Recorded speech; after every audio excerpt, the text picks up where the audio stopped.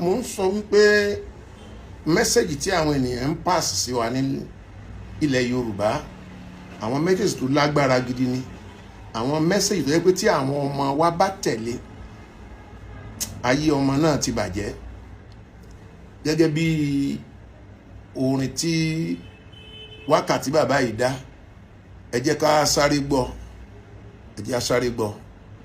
Ìjọ ni wọ́n pa ìwé ìta wọn. Ayé àkẹ́rù ìwé ìwà ìwé ìta wọn. Ayé àkẹ́rù ìjọ ni wọ́n pa ìwé ìta wọn. Ayé àkẹ́rù ìwé ìwà ìwé ìta wọn. Ayé àkẹ́rù ìta wọn. Ayé àkẹ́rù ìwé ìwà ìwé ìta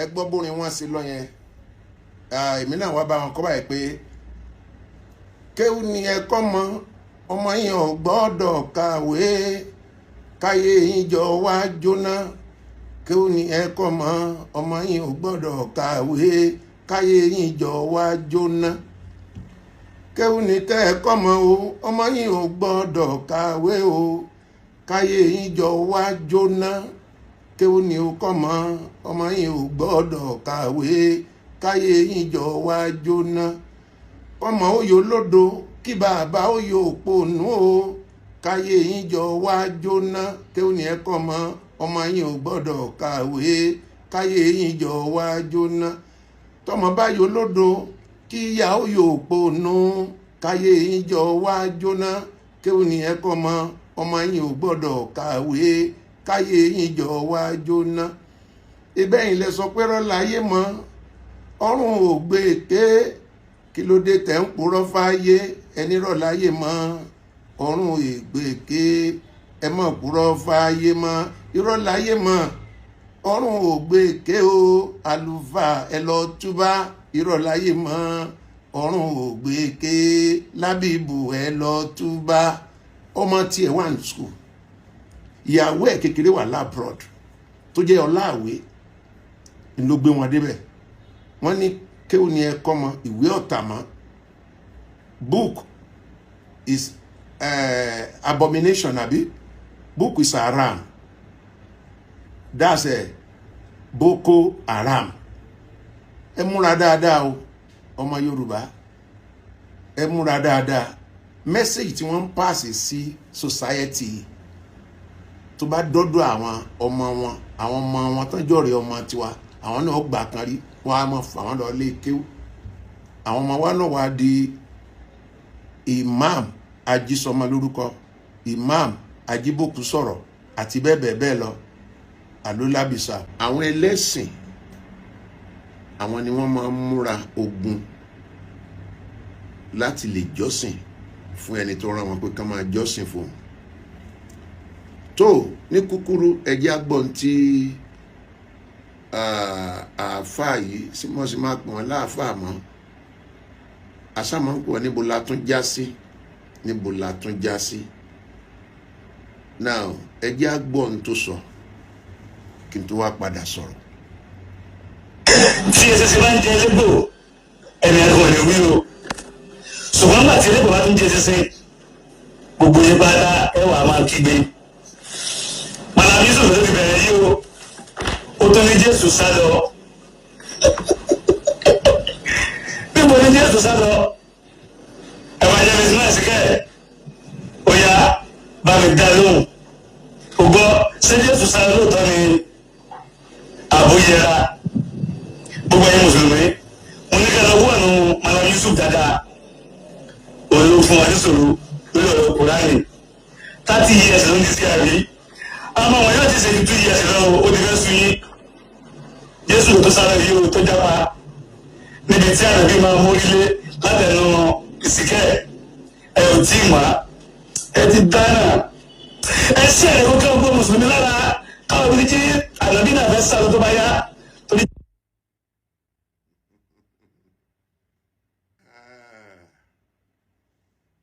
a tún gbé Ọlọ́run ga ṣé bó sáà létí ọdẹ lójú ọdẹ ń gbọ́ bó ṣe ń lọ inú yín ń dùn pé ọ̀gbẹ́ni celebrate 30 years inú wa bàjẹ́ tá a bá wá repost ẹ máa ṣépè ẹ jọ kí ló fèpè náà ẹ̀yin fúnra yín ẹ pera yín sákìsì ẹ pé àárọ̀ àtàdọ̀fín inú yín kí ló fèpè ẹ jẹ́ àwò ẹ̀kọ́ dà nínú kéèyàn lọ sínú ìwé ẹ̀sìn ẹlẹ́sìn kó sọ pé Jésù sálọ ọ̀nà pápá bòrà ó jápa 30 good years ètò ọ̀pọ̀lọpọ̀ dìde nínú àwọn ọmọ yẹn kò tí ju bí 2 years lọ èmi mọ̀ nígbà wá mo ti lò bí 3 years or 3 years plus kí dẹ̀ nìdí ọjọ́ tẹ́ ẹ ti padì búra ní north ni mo sọ pé níwọ̀n gbà tí ẹ̀mí bá sì wà lẹ́nu mi ò ní dákẹ́ lórí ọ̀rọ̀ yìí kò sí wàhálà o ẹ pin kó kàn wọ́n lára ẹ máa táìpù ẹ̀ síbẹ̀ ayé mi ò ní bàjẹ́ ayé ọmọ mi ò ní bàjẹ́ o mi ò ní báláyé bàjẹ́ rìn papọ̀. Ògo ni fọ́lọ́run lókè ọ̀run àti láyé àlàáfíà ìfẹ́ inú rere sí gbogbo ènìyàn pátápátá mo kí gbogbo ojú gbogbo ọkàn tó ní oore ọ̀fẹ́ àti wò mí mo gbàdúrà fún ẹ àlàáfíà orílẹ̀-èdè Nàìjíríà ló jẹ wá lógún lórúkọ Ọlọ́run alààyè a ó rí àlàáfíà lùgbà ẹ̀kọ́ ọjọ́ ọ̀la àwọn ọmọ wa ló ṣe pàtàkì sí wa a ò fẹ́ kí ẹ̀sìn kẹsìn kó kọ́ àwọn ọmọ wa ní ìkọ́kúkọ a ní ìfẹ́ lọ́pọ̀lọpọ̀ àwa Yorùbá a ní ìfẹ́ lọ́pọ̀lọpọ̀ ẹni bá rántí níbi tá a nífẹ̀ẹ́ dé mi ò lè sọ but a ti máa yí kálukú ẹ̀yin náà tẹ̀lé wà nú ẹ̀sìn mùsùlùmí kò sí bí ara ò ṣe ní tàyàn tó ṣe the real fact ara máa tàyàn kéèyàn lọ́dún 5, 6, 7 lè kéwú at the end kó wá máa gbọ́ gbogbo nǹkan wọ̀nyí kó jẹ́ wípé irọ́ àti asán ni ara máa ta ó máa ṣìwàwù ó máa soríṣiríṣi but n tó yẹ ká ṣe kọ́ là ń ṣe àbá padà lọ ṣèwádìí sí ọ̀pọ̀lọpọ̀ nǹkan tú ìṣòótọ́ ni a wà mọ̀ tó bá yẹ pé a fẹ́ dúró nẹ́sìn yẹn a wà dúró pẹ̀lú ìgbàgbọ́ pé mo ti gbà tìkútìyè a fẹ́ dúró ń bẹ̀ a wà mọ ìgbésẹ̀ wo ló yẹ ká gbé jẹ́ kí a gbọ́ ọ̀rọ̀ ránṣẹ́ ká lè bá dúpẹ́. A lot of you are angry because I said I left Islam. I understand your feelings, but can I tell you, we don't take emotions and sentiments to heaven. We take the truth. Let me tell you something. Christianity is not a religion. It is a relationship between a loving father and his children. Unlike other religions where your God is like some unknown entity sitting somewhere far away, you need to struggle, do all kinds of things just to meet your God. A God who doesn't understand any language apart from one specific language. My God understands all languages because he's the creator of every language. And he says, come to me the way you are. I love you that way. I persecuted the church and insulted missionaries, stole some of them.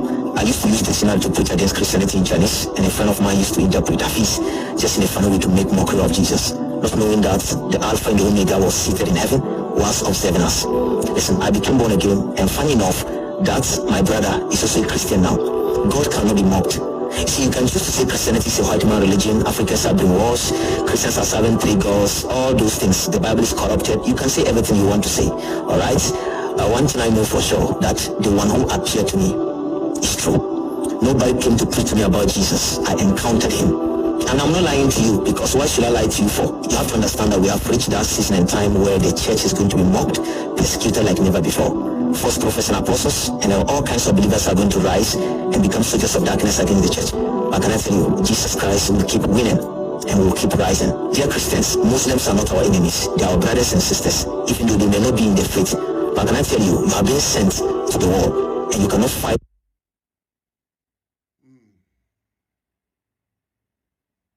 Congratulations, my brother.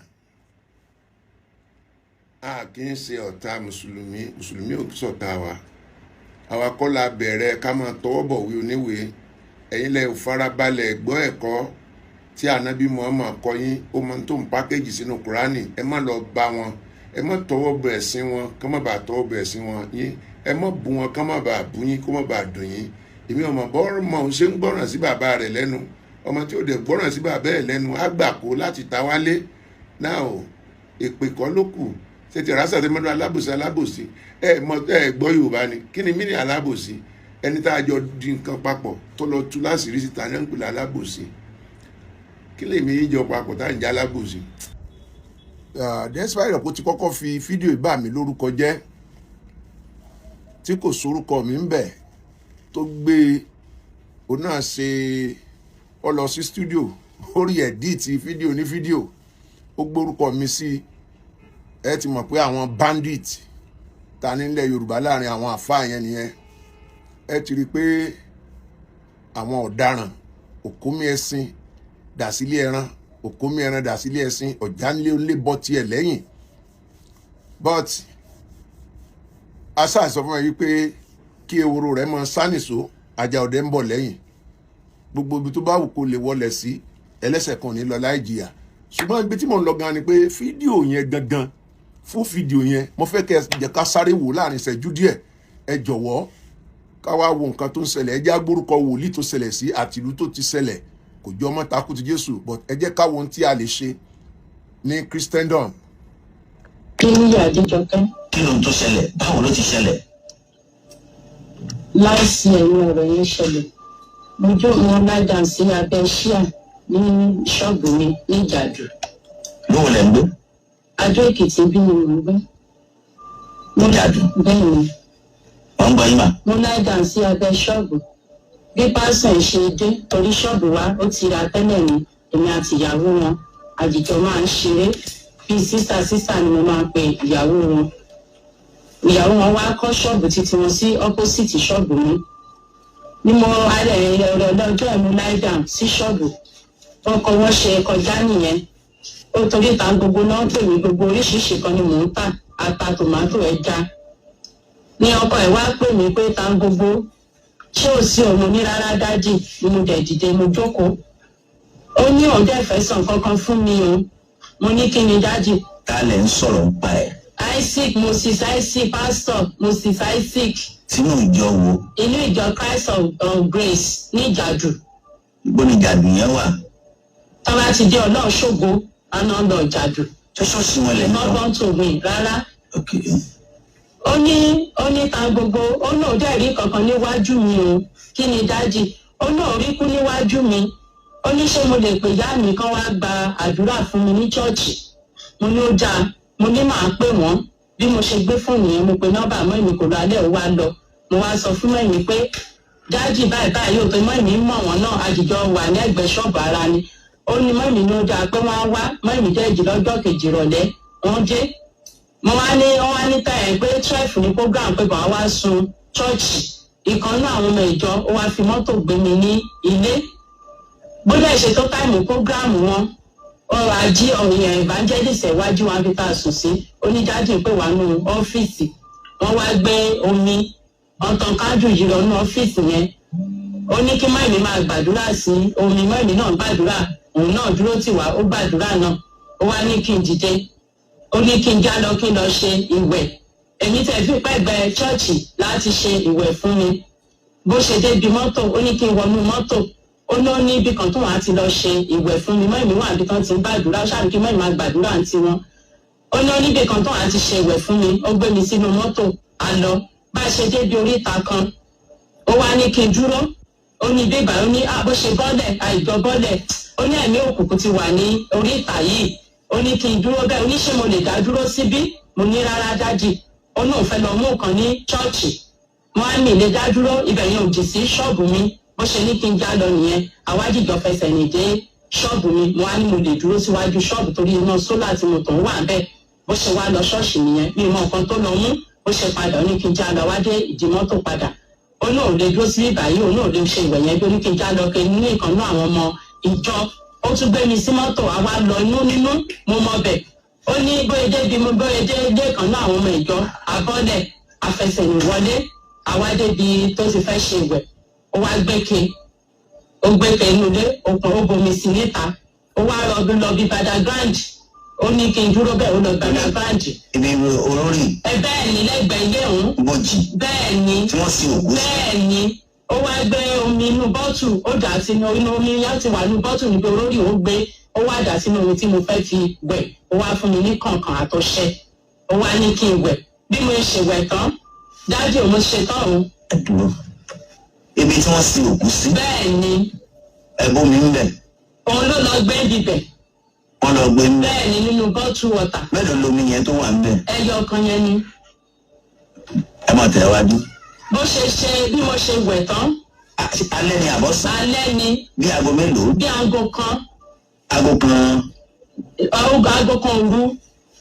ẹ mọ̀ tẹ̀ wájú. bí mo ṣe ìwẹ̀ yẹn tán ó wá ní ó ní ta gbogbo mo ní sàdájì ó ní mo ti wẹ̀ tán báyìí o mo ní yẹsà ó ní ta ni mo lè múlẹ̀ nínú ìyá mi àbí ẹ̀gbọ́n mi àbọ́kọ mi àbọ́mọ mo ní dájì mi lè mú kankan lẹ̀ o kí ni mí ní múlẹ̀ ṣe ó náà fẹ́ ṣe rà padà fún mi ó ní ìkan náà àwọn yẹn nù á dẹ̀ fi ṣe fún mi mo ní ó dà mo ní mi lè mú kankan lẹ̀ ó ní òkè ó ní ṣèbí ìjẹta sì ní ọjà mo ní bẹ́ẹ̀ ni ó ní owó àjọ ó ní ṣé mo lówó lọ́wọ́ mo ní mi lówó lọ́wọ́ ní àwọn oníṣègùn mo ṣètajà di èní ó ní ṣèbí ìjẹta ní ọjà mo ní bẹ́ẹ̀ ni dájì ó ní owó wo ló wà lọ́wọ́ mi mo lówó àjọ ni ó ní ó yá bí mo ṣe ó ní kí n ṣí fún mi mo ṣí fún torí ìgbà tí màá ṣáà fi ṣe ìwẹ̀ yẹn tán mi ìwà òkè mọ́ mo ṣáà ti atẹ́gùn kan fẹ́ sí mi mo ṣáà ń ju ara mi mo ṣáà ṣìnà tí kò sì ń bèèrè lọ́wọ́ pé kí n ṣí fún mi bóyá ṣí fún mi ó tẹ account number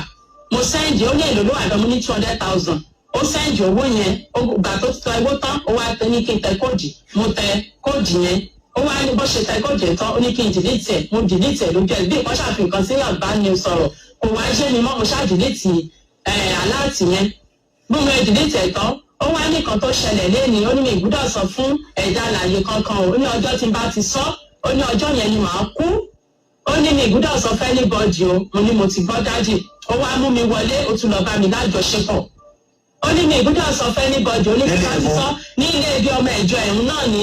kí lorúkọ ọmọ àjọ yẹn? àmẹ́jì ló jẹ́ àmẹ́jì Abíọ́lá. lọ́mọ àjọ yẹn? bẹ́ẹ̀ ni. sọ́mọ àjọ yẹn wà ní ìgbà náà? rárá ó wà ní ṣọ́ọ̀ṣì. ó làwọn ti rí kí ìwọ́de. ó máa ń lọ bẹ̀ kí ìwà lọ́wọ́ ẹ̀. báwo lẹ̀yin ṣe mọ̀? ìgbà mi àjọ jókòó sí ṣọ́ọ̀bù ìyàwó ẹ̀ ó adágbé fún ìyàwó ẹ̀ kóun lọ ilé ọ̀dọ̀ àmẹ́jì ó jẹ́ kí n mọ̀ ó máa ń lọ bẹ̀ ó máa ń ṣeré ìgbà míì gan lọ gbẹ̀ á pé ìyàwó ẹ̀ kóun wà níbi báyìí báyìí o. ó wá bá yín lájọṣepọ̀? bẹ́ẹ̀ ni. ta ló wẹ̀wẹ̀ yẹn fún yín? èmi fúnra mi ni mo wẹ̀ ọ̀ dúró sẹ́gbẹ̀ẹ́ tí mo fi wẹ̀wẹ̀ yẹn ni. wọ́n taná sí yín? rárá iná sólà wà nínú ilé òun ó wà nílé òun. ṣé inú ilé lẹ ti wẹ̀wẹ̀ yẹn ni? ìta ni bọ̀ iná sólà ilé tán mú síta ó tàn sí. ó rí ibẹ̀ tí ń wẹ̀ lọ. bẹ́ẹ̀ ni. ìwà tí ó wá bá yín lájọṣepọ̀? bẹ́ẹ̀ ni. bí ẹ̀mélòó ló bá yín lájọṣepọ̀? ẹ̀ẹ̀kan ni bọ̀ ẹ̀ pé iṣẹ́ tán bá ìta jáde síta lónìí mi ìgbúdọ̀ sọ fún anybody o ó ní ọjọ́ tí n bá ti sọ pọ́jọ́ yẹn ni màá kú ẹ̀rù. ṣé torí àkókò kìnìún yẹn náà fẹ́ gùn jù báyìí lẹ́yìn tẹ́ ń béèrè fún fídíò yẹn tí Rahim Ridwan tó lọ lébẹ́l mímọ́ ayénúgba olẹ́rí yẹn o ẹ̀rọ ayé lóde kéèsì tiẹ̀ wà láàyè ọ̀tọ̀ yẹn Rahim Ridwan adénúgba bọ̀ kéèsì ọmọbìnrin yìí pẹ̀lú Moses Isaac ní ìjọ Christ of Grace ní Adó Èkìtì lọ́hùn-ún kò tiẹ̀ papọ̀ kò jọ mọ́ mi rárá bọ̀ ju gbogbo ẹ̀ lọ mo fẹ́ ká gbégbésẹ̀ lórí rẹ̀ ẹgbẹ̀ntẹ́ bá ti gbọ́ ìwọ tó ṣíà ẹ má bọ̀ àṣírí ọba Taku tí Jésù ti tú ó ti lọ bókun sùn ọwọ́ ẹ̀ fún ọmọ kan ọlọ́ba sùn ní bẹ́rágá gbogbo ẹ̀yin tẹ́ ẹ ṣíà ẹ mọ̀ ìyá alábòsí ẹ bá mi ṣẹ́ ilé ẹ bá mi pín lórí WhatsApp lórí group yóò dára fún wa. ẹ fún wa ní benefit 5 benefit Islam ẹ fún wa 5 ẹ.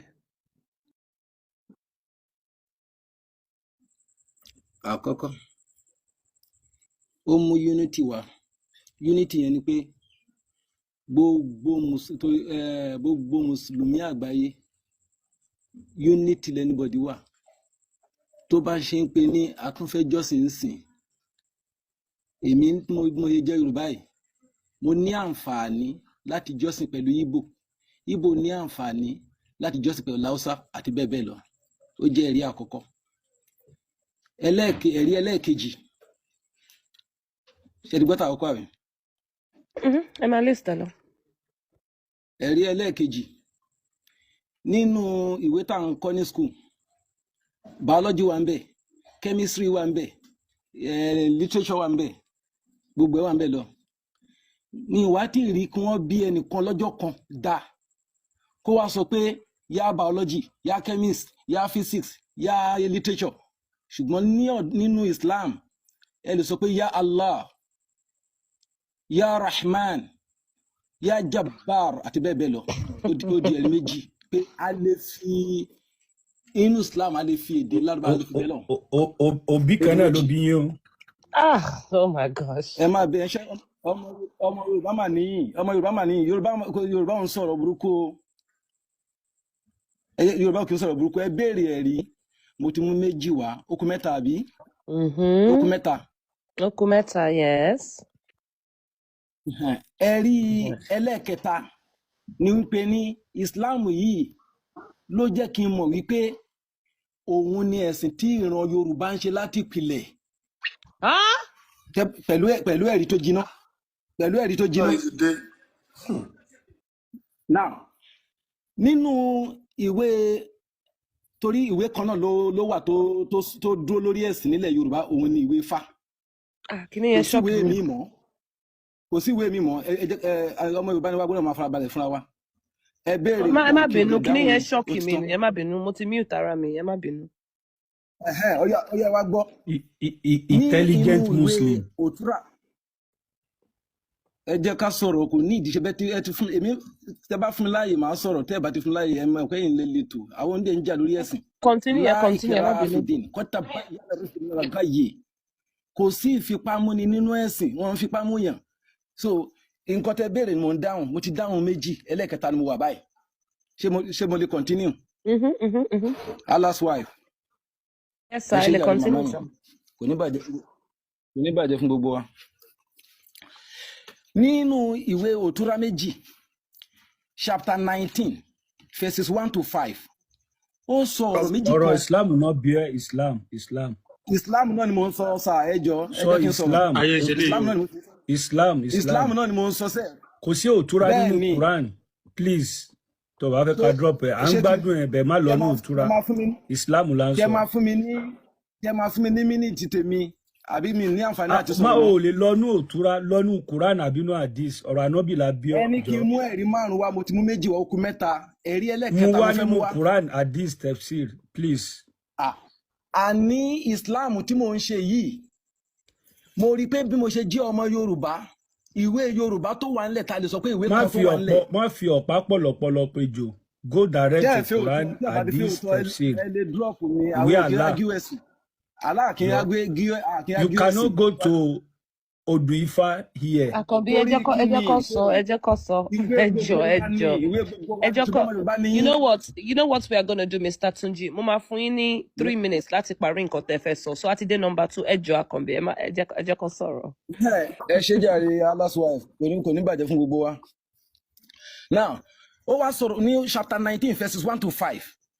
Ó ní nígbà tí wọ́n ṣiṣẹ́ tán ara wọn ti dọ̀tí fún wàhálà wọn olúkúlùkù wọn wẹ ọwọ́ ọ̀tún wọ́n sì wẹ ọwọ́ òsì àti ẹsẹ̀ ọ̀tún àti ẹsẹ̀ òsì wọ́n wẹ orí wọ́n fọ irùngbọ̀n wọn ní ìgbà mẹ́ta àti wóró imú àti etí wọn wọ́n fi omi yọ ẹnu wọn wọ́n pa apá wọn pọ̀ sí ìsàlẹ̀. Verse 1 nìyẹn. Verse 2 láláì kò gbé ọwọ́ sókè rárá a lè wí sì dúró lórí ebè tí wọ́n kì ara dùn bọ̀ ọrùn tí sì gbà á lẹ́nu aṣáájú ẹ̀sìn náà. Verse 3 ó wí pé Allahu lami ìlà mi gbogbo ọkùnrin sì wí pé Allahu lami ìlà mi wọ́n sì bá ọwọ́ àti orúnkún wọn relẹ̀ wọ́n fi orí kanlẹ̀ ní ìgbà méjì wọ́n tún dìde wọ́n tún ṣe bẹ́ẹ̀ wọ́n tún dìde. Verse 4 wọ́n tún ṣe bẹ́ẹ̀ wọ́n sì jókòó wọ́n gbàdúrà wọ́n wí pé ẹlẹ́dàá ọ̀run ìwọ ni ó rán wa pé kí a relé ayé tí a sì kó sínú ẹ̀ṣẹ̀ jọ̀wọ́ èyí tí a dá ní ẹ̀ṣẹ̀ foríjì wa wò wá bí a ti ń po ara wa mọ́lẹ̀ báyìí.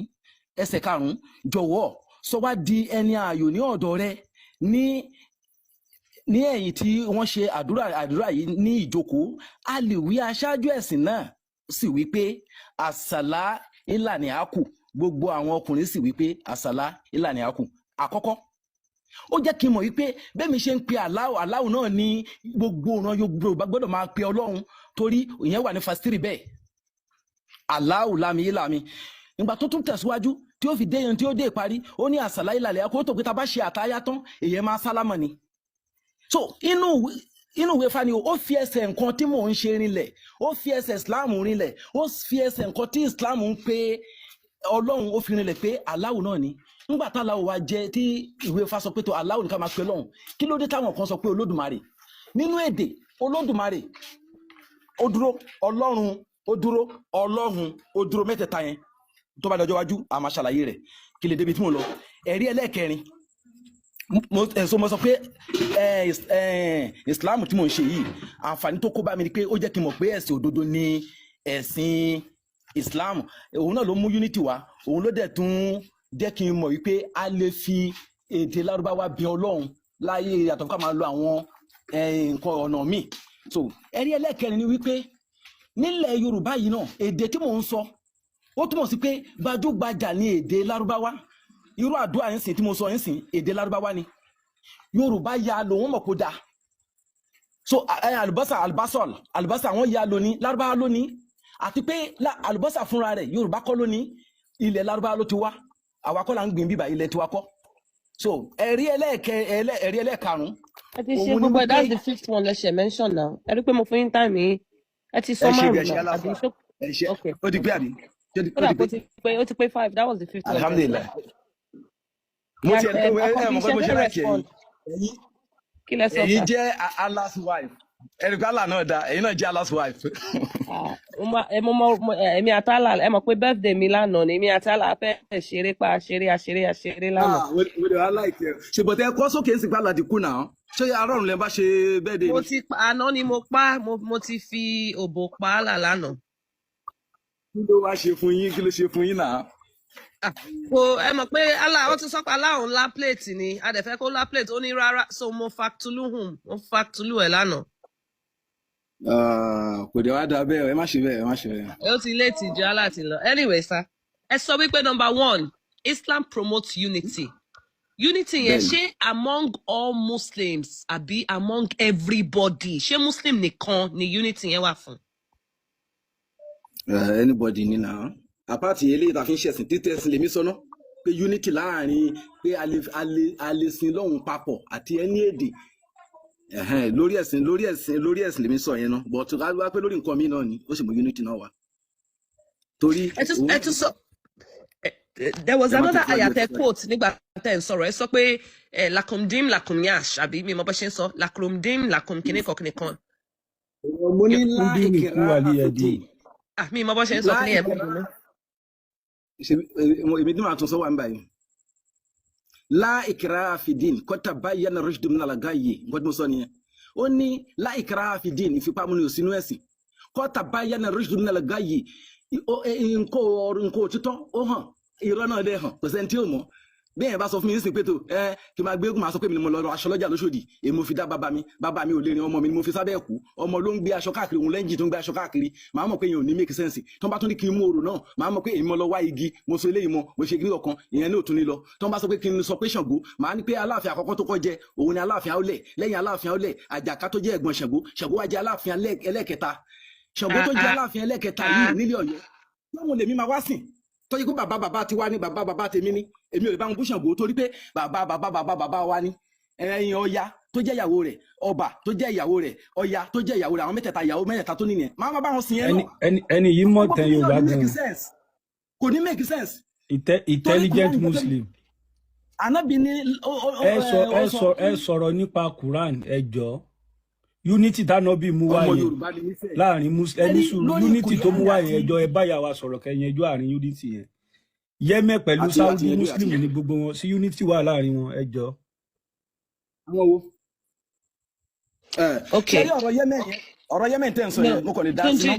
Túnjí Mr. Túnjí ẹ má bínú èmi ò like máa lo country as example I want to tá bá fẹ́ criticize Islam kí ni Islam sọ ṣẹgẹt Quran àti hadith ló form Islam now ẹ sọ lakum cream lakum yẹn ṣe má bínú mi mọ bọ́yìn sọ kí ni yẹn ṣá but ó contradict aya tó wà lójú screen yìí so ẹ bá wa ka aya yìí kẹ́ ẹ ṣàlàyé ẹ̀ fún wa.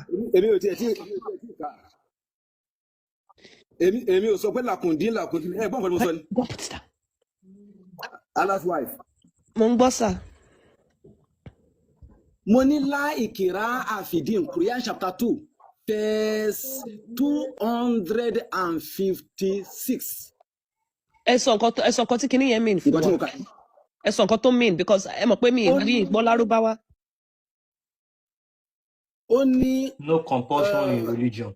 Like there will be no compulsion in religion. Aha.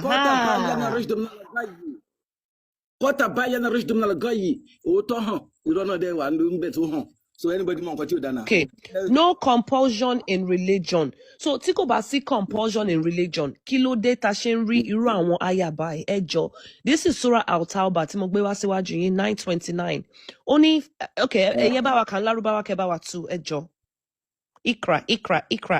Ó ní kí ẹ̀yin lẹ gbé wá. English ni mo fẹ́ kà tẹ́lẹ̀, but mo ní kẹ́ mo kàn fi bẹ̀ ni pé kẹ́yìn bá wa kàn lárúbáwá kẹ́ break it down fún gbogbo ilé. Ẹ fẹ́ kí n kà ní English. Ṣé ẹ gbọ́ English? Ẹ ka English náà. Okay, all right. Quran 929. Only. I'm an educationist. Okay. I like that.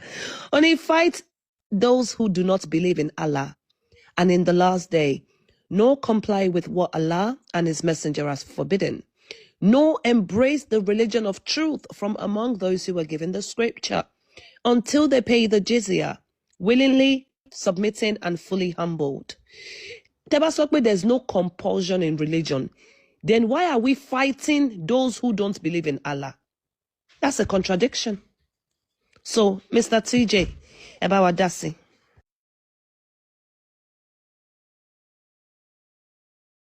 Ẹ lè sọ pé kíní religion ṣe dandan kí n wá rí another ayah tó ní pé tí wọ́n bá gba Islam ẹ lọ bá wọn jà, ó ti contradict ara wọn.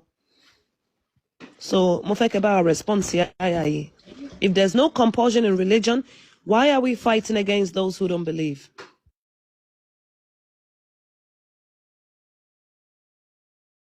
The TJ baby, open your mic. Mr. TJ, Tunji. Emma Bosch and Shimaiko, I know you know how to do it. You know how to do it. Mr. TJ, teba drop. Emma drop lálẹ́ yo ẹjọ́. Wọ́n ní já yín bọ̀.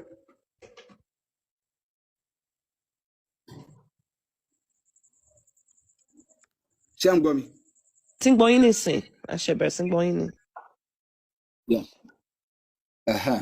Mo sọ pé kẹ́ kà á síwájú díẹ̀. Mo ti ń sọ láti ní àjẹjábọ̀ kẹ̀. Tẹ́ bá já mi bọ́ fúnra yín lóko o.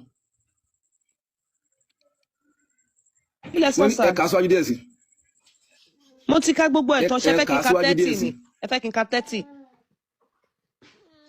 929 la ṣẹ̀ka, ṣe fẹ́ kí n ka 30. Verse 29 lẹ́ka bí? Verse 29 lẹ́ka. Ẹ ka 30. So tí n bá ti ka 30, ṣé 29 yẹn máa disappear ni? Because ṣe ti rí pé full stop ti wà ń bẹ̀, ó ti end ọ̀rọ̀ yẹn síbẹ̀. Ká ní comma wà ń bẹ̀ ni, then máa ka 30 because it's continuation. But okay, máa ka 30, no problem.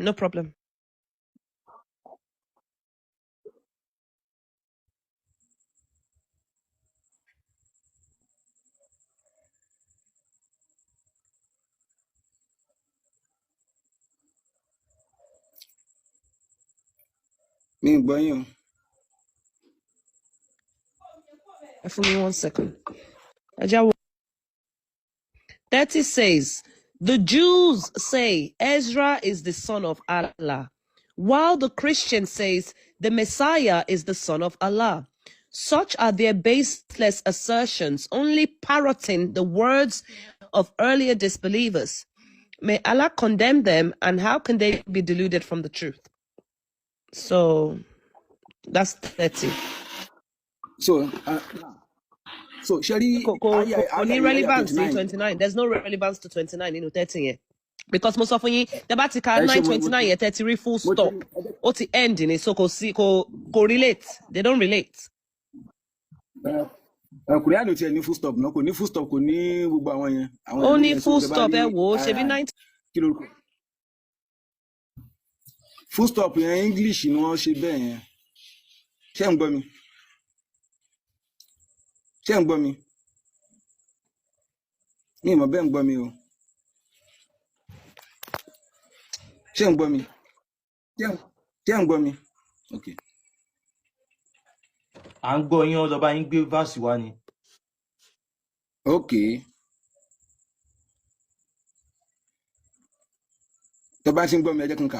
Oh, you who have believed, indeed, the polytheists are unclean.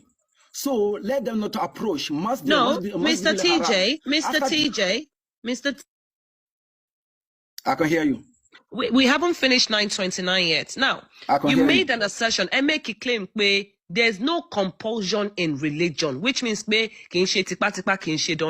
no compulsion means it's not by force. Now, aya yi oni pe ke lo ba won ti won gbagbo nínú Allah ja. Ṣé de mo pe yin lẹ sọ pé no compulsion in religion. So kò yẹ ká máa ríru aya báyìí if there's no compulsion. Clearly it's showing us pé compulsion kan wà. Because if tí Allah ti sọ pé kẹ́ lọ gbógun tí wọ́n, go and fight those who do not believe in Allah and in the last day. Mr. TJ, I would like to hear your response on this ayah. Just sir. Keep it down.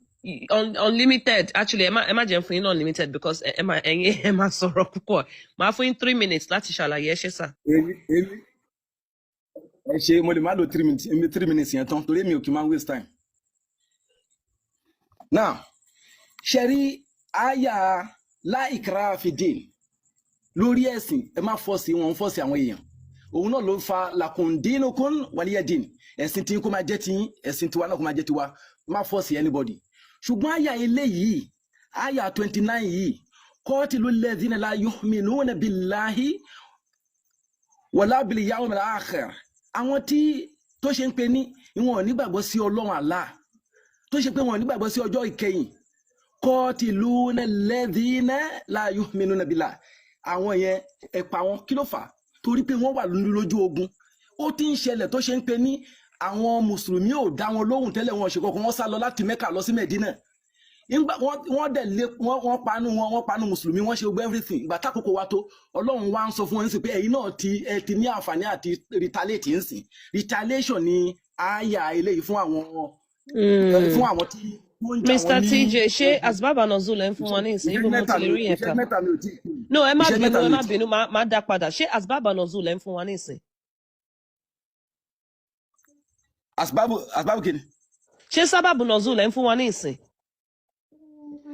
Because ẹ sọ wípé ìgbà ogun ni ẹ ń sọ wípé àyà ìgbà ogun ni kìnnìkan ibo ni mo ti lè rí ká my dear, ibo ni mo ti lè rí ká?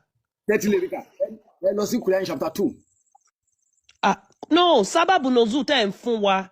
Then sọ wípé ẹ mọ̀ pé àyà ilé ń ṣàlàyé ṣe get ẹ ń sọ wípé nǹkan tó ṣẹlẹ̀ nìyí ojú ogun ló wà kìnìkan you know, so ibo ni mo ti lè rí nǹkan tẹ́ sọ yẹn sir, ibo ni mo ti lè rí ká kí n fi confirm pé yes o lóòótọ́ nǹkan tí Mr. TJ ń sọ it is factual, it is correct.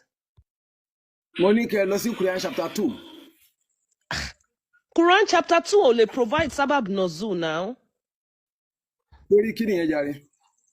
Mr. TJ, you're giving me Mr. TJ, blood pressure me increase. Tẹ́rí Quran tí wọ́n fún yín, ẹ sọ wípé àsìkò ogun ni àbí kíní kan ló ṣẹlẹ̀.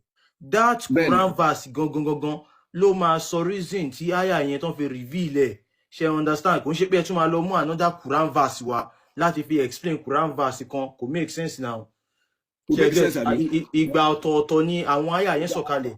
Ibi ẹ̀dẹ̀ mọ́mí ọ̀fọ́ kùfàr, ibi tí Muhammadu ti sọ pé kò sí ìjẹ nípa nínú ẹ̀sìn yẹn, pé no compulsion in religion yẹn. Ìsìláàmù Muhammadu ò tí lágbára ń gbà yẹn. Ó ṣẹ̀ṣẹ̀ dé Mẹ́dínà ní Yatrib. So kò tí lágbára, àwọn èèyàn ò tí join ẹgbẹ́ òkùnkùn yẹn. Òun ló jẹ́ kó máa lo scope yẹn. Ìgbà tó ní agbára, ó bẹ̀rẹ̀ sí sọ pé ẹ pa wọ́n. So nǹkan tí wọ́n bí yín Mr. Tunji òun ni pé explanation tẹ́ fún wa yẹn wípé àsìkò ogun ni ló fi sọ pé kó máa pa àwọn tí ó bá ṣẹ̀sìn Islam àsìkò ogun yẹn ibi nǹkan tẹ́yìn sọ yẹn ibo láti máa rí kà ẹ fún wa ní explanation yẹn àwa fẹ́ kà torí wípé irọ́ lásán òun ni Islam so ẹ fún wa ní explanation yẹn káwa rí kì í ṣe nǹkan tẹ́yìn sọ làwa fẹ́ gbọ́. mo ti proof yẹn o mo ti proof yẹn irọ́ lásán kọ́ mo ti àkọ́kọ́ mo ti kọ́ proof yẹn. ẹ ti prove ẹ ti prove ẹ. méjì confam ẹ ti prove ẹ. No. Confirm now. No. Kí ló bí àyà yìí, Mr. TJ? Kí ló bí àyà yìí? Kí ló bí àyà yìí? Mr. TJ, please. Kí ló bí àyà yìí? Ṣé kí n sọ̀rọ̀? Kí ló bí àyà yìí? Ṣé mo lè sọ̀rọ̀? You can talk and answer my question. Kí ló bí àyà yìí? ṣe máa fún láyè láti sọ̀rọ̀ sẹ́. Kò lè mọ Odùfá ló mọ̀. Ṣé ẹ lè fún láyè láti sọ̀rọ̀ fún? Kí ló bí àyà yìí? Sẹ́rí èmi ò kí ń jiyàn ló jẹ́ kí n máa béèrè pé ṣe lè fún láyè. Ẹ dẹ̀ wá fún láyè yẹn tó bá ti wá fún láyè máa lo àyè yẹn máa dẹ̀ fún yín ní nǹkan tẹ́ fẹ́. Ó tán. Òun ni mo bí yín question, kí ló bí àyà yìí? Ẹ máa dáhùn béèrè yín ìṣẹ́jú mélòó? Mi fi times yẹn kọ dáhùn. Ìṣẹ́jú mélòó ni kí n fi dáhùn? Ẹni ẹ kọ sọ̀rọ̀ mi ní interrupt. Nǹkan àkọ́kọ́ tí màá kọ́ sọ pé MS wọ́n sọ̀rọ̀ kan sìn, so ọ̀rọ̀ tí wọ́n sọ, so mo ti fún ọ ní mo ti sọ ẹ̀rí yẹn, ìyẹn ti dúró, kò sẹ́nìkan tó lè deny the fact pé òótọ́ ni Islam dẹ̀ gbọ́dọ̀ wà, aláwùjẹ lọ́lọ́run, mo ti proof ẹ̀ láti inú òtura méjì láti jẹ́ pé ká mọ̀ pé kí ló bí àyà Odùfá ló ń kí ló bí àyà. Ẹ wá lọ sí Quran chapter 9, ẹ lọ sí Quran chapter 9 yẹn náà, verses 1 to 5 or to 13. MS, let's have someone else, please, because he's not answering me. I'm bored. Kí ló bí àyà yìí? Kí ló bí Mr. TJ? Kí ló bí àyà yìí? Nǹkan tó bí mo fẹ́ sọ fún yín, lọ sí Quran chapter 9. Tàwámbẹ̀, ilé tàwámbẹ̀ yìí náà, Quran chapter 9, ṣé kí n kà? O lè fi Quran tú Quran. Sábàbù nùsùn. Orí kíni? O lè fi Quran tú Quran. Each verse nínú Quran ó dúró fúnra ẹ̀ ní kò papọ̀. So ó kéwú náà má jẹ́ pé Odùfá nìkan ló mọ̀ náà. Understand your Quran too. Èmi kéwú, mo kéwú ẹni tó bá fi Kùránì tú Kùránì ní ẹni àkọ́kọ́, ẹni tó bá fi àdìsí tú Kùránì lẹ́ni ẹ̀kejì, ẹni tó bá fi kíyàs tú Kùránì lẹ́ni ẹ̀kẹta. Number 1 lèmi wà, Kùránì máa fi tú Kùránì. Can we just have someone else, please? Comment section, drop or keep. Mr. Tunji, for the last time, Mr. Tunji, kí ni ó fa revelation ẹgbógun ti àwọn tí ó bá ti gbàgbọ́ nínú Islam yìí? Kí ló fa revelation yẹn? Kí ló ṣẹlẹ̀? Torí wọn fẹ́ gbọ́rọ̀ Ọlọ́run ni àti kíkọ̀ dem tí ọ̀rọ̀ Allah kì í ṣe Ọlọ́run, ẹni wọn fẹ́ gbọ́rọ̀ Allah. Kí ni nǹkan tó fà? Àwọn ènìyàn ò fẹ́ gbọ́rọ̀ Allah wá ní kó máa bá wọn jà bí? Ẹ sọ̀rọ̀ ẹni Allah kì í ṣe Ọlọ́run. Ẹ̀kọ́ tí ẹ̀kọ́ Allah kì í ṣe Ọlọ́run ò lè ní kó máa báyàn jà náà. Tó wáyé pé Mr. Tunji wáyé pé ń lo common sense yín jẹ́ pé kí Ọlọ́run ò lè ní kó máa báyàn jà. Tẹ́ bá lo pọ́ǹtì ẹyọ kan mo nǹkan tí mò ń bí yẹn tí dá mi lóhùn, kí ló ṣẹlẹ̀ tí Allah fi sọ wípé kán máa gbógun ti àwọn tí ó gbàgbọ́ nínú òun àti àwọn Christian àti àwọn Jew? Kí ló fà á tá Allah fi sọ bẹ́ẹ̀? Àwọn Christian mo lè ti Christian bẹ́ẹ̀. Oh my goodness, let's move on. Let's move, please. Mr. TJ, I love you so much, but Emma Binuko, we are not moving anywhere. She gets. Charlie Bellomi was okay. No, but at the commoting being Kilobia early from Walansa. So, Mr. TJ, you come back next time, Eshe. Thank you. Ejo, Montemak Benny Kokon was okay. Moreni comments that I would love to speak to. Mofa encourage more Muslim women. That's was okay. I love talking to Muslim women. So Ejen Sare Moreni Koni comments to Mofa okay. What's it law? All right, no problem. Okay, next please. MS Baba, Kale. Emma Binu Oluwa, Emma Binu 1 second. TNT is next. Then after that it will be you, sir. TNT. Hello. Hello, Ekale. Oh, Wambe, Allah's wife. Good evening. How are you doing? I'm fine, ma. Good evening, ma. Eshema. MS Baba, Olowe Eko, Etolaye. Akede, all of you that, I mean, tẹ ṣáà ń support kílẹ̀ wa yìí máa dàrú mi mo ewu àdúrà tí mo ṣe fún yín Ọlọ́run á jẹ́ kó mọ̀ yín ẹ ní ṣìṣe ẹ ní ṣìlẹ̀tẹ̀ ẹ ní tẹnugbó bí ọwọ́ o ẹ ní kábàámọ̀ pé ṣe ń jà fúnlẹ̀ wa láṣẹ Èdùmàrè. Kudos to all of you but the only thing tí mo ní ni wípé iṣẹ́ pọ̀ tá a ṣì máa ṣe o but a Rome does not build in a day. Ọlọ́run á fún gbogbo wa ṣe mi ò sọ jù bẹ́ẹ̀ lọ. Thank you, Mama. Ashe. Right. We have a long way to go. It's true. MS ló máa sọ wípé àrùn jíjẹ ni wọn parọ́. More wisdom for him. bí máa ṣe máa ṣe analysis fún mi ìdádì bó ṣe rí nìyẹn àrùn jẹjẹrẹ ni lóòótọ́ kọ́ ló ń ṣọ́ wa ń bẹ̀ fún àwọn tó bọ̀. ẹ ṣé mama wa thank you. All right.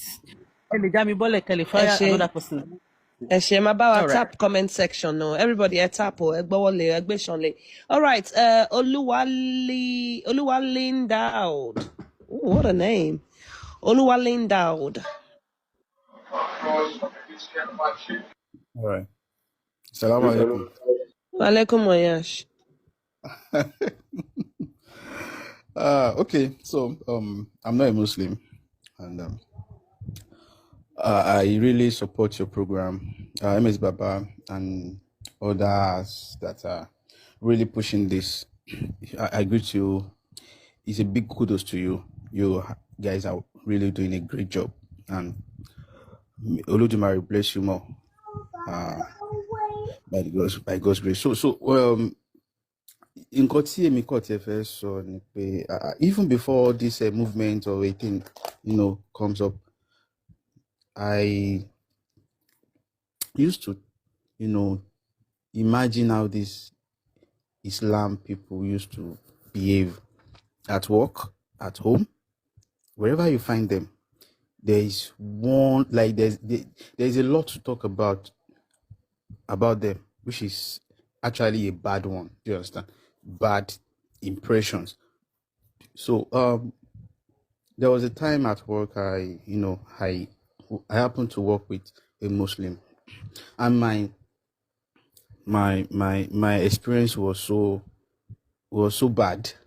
My experience with the person, as colleagues now. So everything about the person is just it doesn't connote what they preach from the Quran. Do you understand? And Abu Siti Poju, àwọn ni mari ni ibi tí ó dá, àwọn le mari out of the new bad news we hear almost every day in the country. You will always hear one Muslim, like out of 100, you will hear 98 Muslim names. So what is the essence of that religion?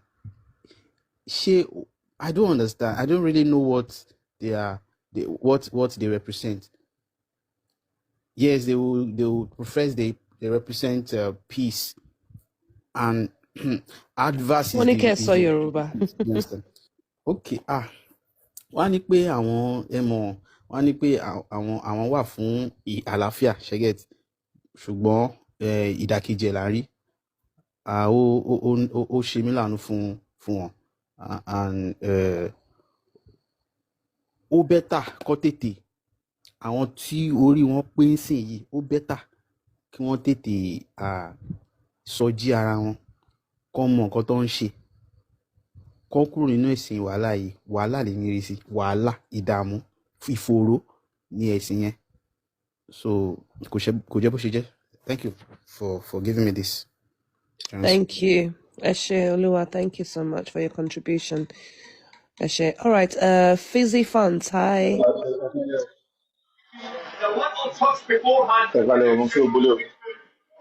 Ekale Sadre, 1 second, Sajema Binu. After Fizzy, share one bear. Fizzy Funds, Ejo, guys, me ni ma poruko more than 3 times, eh? I need to keep my voice to read the Quran. Ejo, about to request, Emma, try to be near your phone. Fizzy Funds. Okay, all right. All right, Sadre, Eile, continue. Hello, mo kí pé ẹkú iṣẹ́ lẹ́sìn náà ìlú ilẹ̀ Yorùbá ní dàrú. Mo wá kókè ní fún clarification kankan. Mr. Tuji tó sọ̀rọ̀ tán yẹn, ó ké òṣùrá méjì, ó jẹ́ sọ̀rọ̀ nípa àwọn tó ń sọ́jọ́ mọ́ Arabic mọ́ Allah or something. I want to believe that ó fabricate wọn tó sọ yẹn, àbí ṣé ó rí o, ṣé gbọ́dọ̀ wà ń bẹ̀ ló kà yẹn, àbí ó fabricate wọn ló kà yẹn. ẹ jẹ́ fún yín lésì apàṣẹfà ló sọ̀rọ̀, ẹ jẹ́ fún yín lésì bẹ́ẹ̀, mo kí gbogbo ilé òjàre nípa ọ̀tún méjì tí bàbá ẹni yìí kà. Ohun tó ń rújọ síbẹ̀ ni kò sí ẹni ìwé fámì kankan, Ifá ò ní ìwé, ohun tó bá wá sí orí oníkálukú ní ó kọ. Bí mo sì jẹ́ babaláwo yìí, mo lè kọ ohun tó wù mí, kí n tà á kò mí ní pé ifá àti gbogbo wa nù ifá ò ní ìwé ẹni gbogbo ìwé tẹ bá rí is not for ifá it's for someone knowledge ẹnìkan ló gbé jáde so tí ẹ sọ ifá ò ní ìwé. Oye mi ẹ ṣe gan torí bẹ́ẹ̀ ń sọ yẹn inú ń bí mi bọ́ ń sọ yẹn kí ni báyìí ń sọ ọdún kan ń sọ ẹ ṣe gan pẹ̀lú ìwọ́de kiri gbogbo náà nìyẹn. ẹni àfa lè dìde kó kọ nǹkan kan nípa ifá bó bá ṣe wù irọ́ nípa ohun tó wù ló kọ that's what I'm sọ pé ifá ò ní wèé sọ̀rọ̀ mi ti yé so ihun tó yà mọ́ ní àlá àti ìgbà wo làlá kú ẹja ṣe sẹrẹ́mọ́nì ṣáà ní ṣàyọjọ àjọyọ̀ àlá tó kú ni. aláwa ló pa àlá mọ́júmọ́ àná. ó pa irú ẹ̀ṣẹ̀ wo làlá ń ṣe aláwa torí ilé ìtòrí Ọlọ́run. aláwa ní kálá àlá pléètì àlá kọjálẹ̀. ìgbà tí kò lá pléètì kí ni máa ṣe. olórí ikú ló tọ́ sí ikú lè rí ẹ̀ṣẹ̀ olórí burúkú ni ikú lè rí ẹ̀ṣẹ̀ rẹ̀ lóòótọ́. aláwa ìfún ti dẹ́mi àlá ló gbọdọ̀. ó kú ní fanáfansú àkútúkú ẹ̀ lọ́nà ọ̀run. ó kú bá nẹbí Muhammadu ṣe kú. ọjà kóró kú. májèlé ló pa ànábì òbò ló pa àlá olóòbù kú náà méjèèjì ikú oró náà kú.